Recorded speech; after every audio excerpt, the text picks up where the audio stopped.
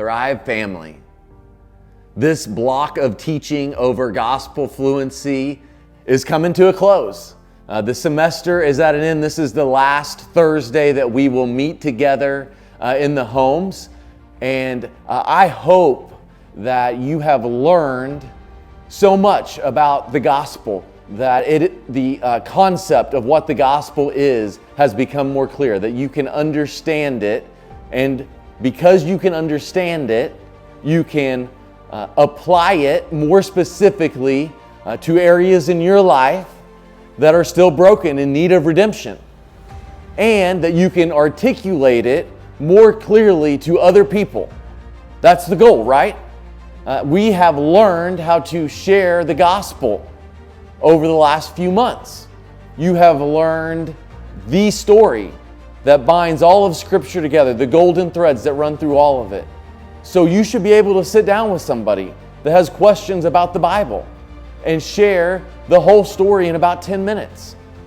Or you should be able to share your story with Jesus as the hero in 10 minutes or less. And you may have noticed that you may have shared your story before, right? And it might have taken 30 minutes, 40 minutes, 2 hours. It might have been a good story, but it might not have really gone anywhere. But now with the framework that we have used with Jesus as the hero, people should really clearly be able to hear how brokenness has very specifically entered our lives and how Jesus has redeemed those parts, how He has healed the broken pieces in our life, and that we now have things like peace where there was chaos, joy where we were down and out and depressed. Right?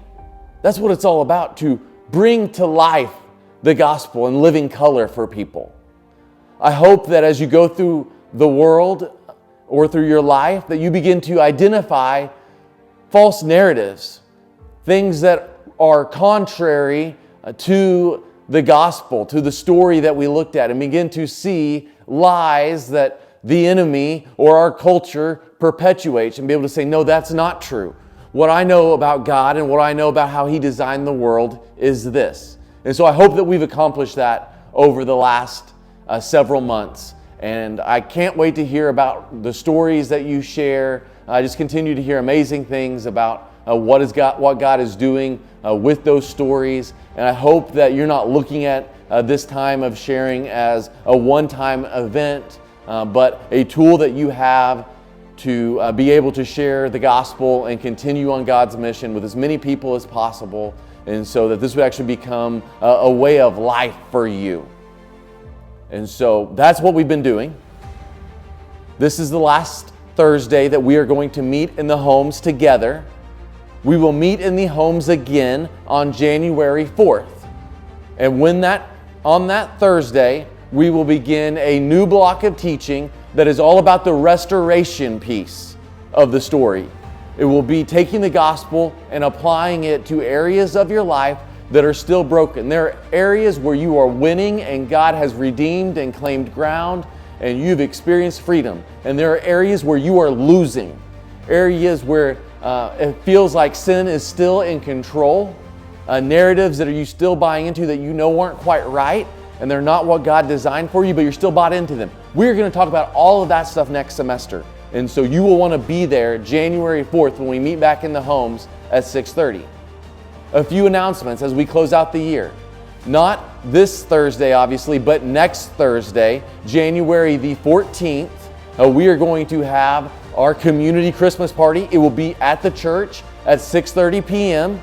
It's a thriving Thriftmas, so you will wear a thrifted outfit and bring a thrifted gift for our gift exchange.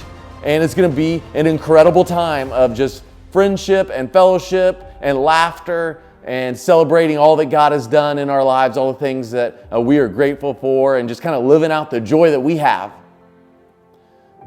I cannot wait to see you next week.